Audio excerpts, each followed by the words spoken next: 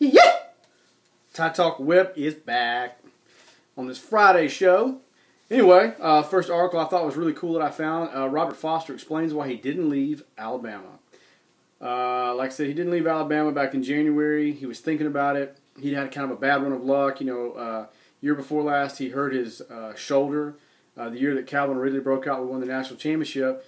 He tore his shoulder up in I think it was the third game of the season. At that point, he was averaging a touchdown and over 100 yards a game. Nobody knew who Calvin Ridley was. Nobody had a clue because it was all Robert Foster, and he was a stud. Absolute great guy, subpar 4.4 speed, and was absolutely amazing. And he said one thing he never wants to do is be a quitter. And he said, I want to be a leader, not just for my team, not just for receivers of any offense. One thing I've noticed is quitting won't get you anywhere in life. So I hope my mentality will help everyone, the young kids, everyone in general, guys that come in on the team, and that's awesome. Like I said, he struggled a little bit last year. His other receivers have really stepped up, so he was kind of and he was also rehabbing his shoulder, so he's kind of on the back burner again. I know it was easy for him to get discouraged because he came out of high school as one of the top receivers in the country. Huge guy, 6'4". Like I said, last spring he ran a 4.34 in the 40. He was one of the absolute top 4 fastest Bama players on the team. Like I said, through this spring though, he was producing big plays. He was looking like a man among boys in the Tide scrimmages. Like I said, he had a 65 and a 50-yard reception. That was absolutely amazing. He had a cool quote on his Facebook a while back that said, "The best way to guarantee a loss is to quit." And that shows you some mentality about this young man, that he's going to be a good one for the Tide. I've been saying it for 2 years. He just had setbacks. He just had things, injuries that he couldn't account for and other things like that. So like I said, he's a guy that can stretch the field. Nick Saban was quoted a while back saying he was a guy who could be a real plus for us because of his speed. He has the vertical ability that gives us trouble on the outside or gives other teams trouble on the outside. And I really like this guy. Another quote that he said, "I've learned that things aren't always going to happen when you want it to happen," Foster said Saturday. "It's a humbling experience for me. Just when the time comes, take advantage of it." That's for all of us, whatever it may be in your life. Also, a cool commitment Alabama got with offensive lineman Jarrett Bell. Welcome to the Bama family. That's going to be awesome. He's really good. Another thing, a little article I saw, it said why Alabama is only using Trevon Diggs on defense. We kind of talked about this in the last few videos where he was not going to be used because we're so deep at receiver. Across the board, we're absolutely deep. And he's the kind of guy that he just wants to be used. Wherever he can be used for the team to help the team win, he's a big team guy.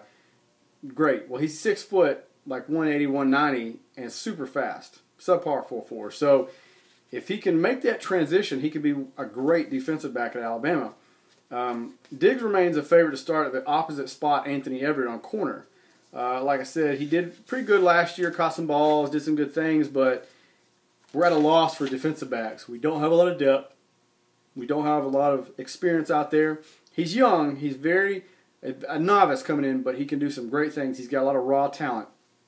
Nick Saban said we're trying to develop him in the corner to be great on our team. We really feel good about the young receivers we have, so we're giving them as many reps as possible going into this season, and we're really hopeful at this point we'll be able to make a contribution. I think that right now Trevon is focused on one thing, which I think is really important, especially with young players, to define a role that he can be effective in that role, and that's what they're trying to do for this young guy. And I think he can play at the next level just with his speed alone and size.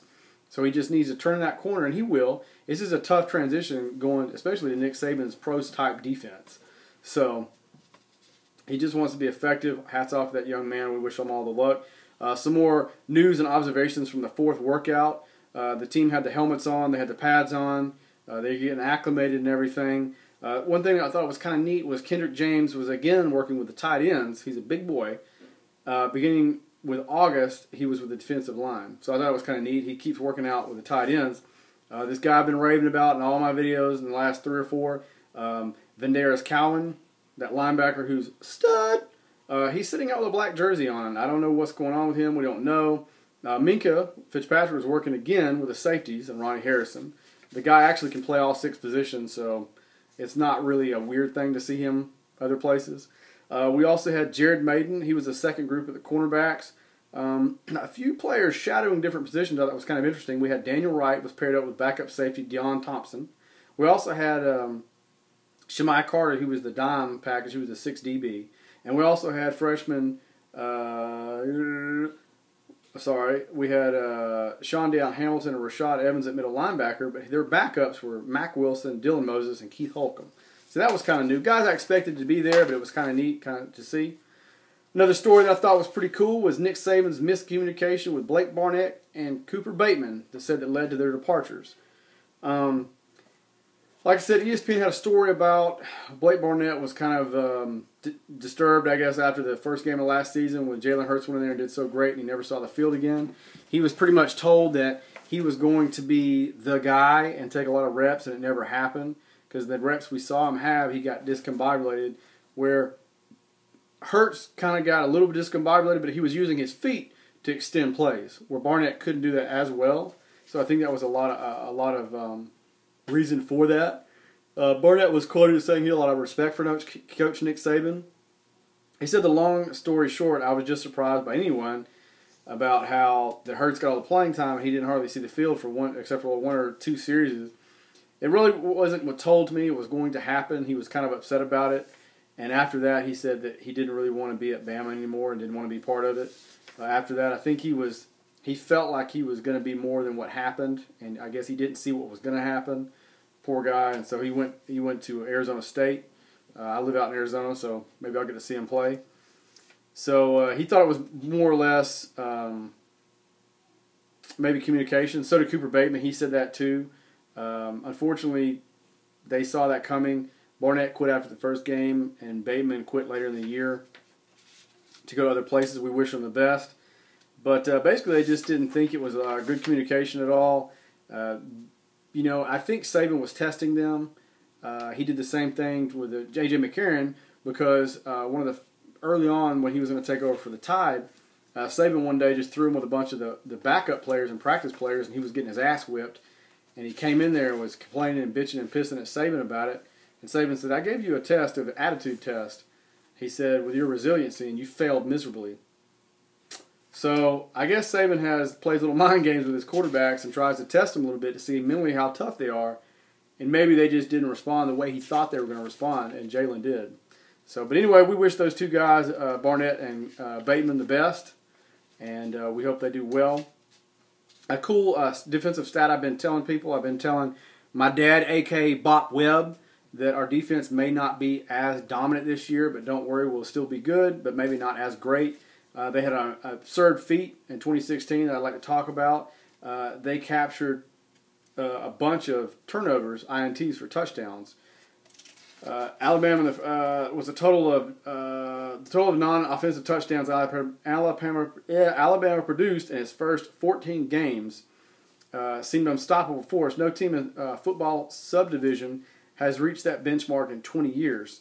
They got 15 INTs for touchdowns, which is quite amazing. No team's ever done that.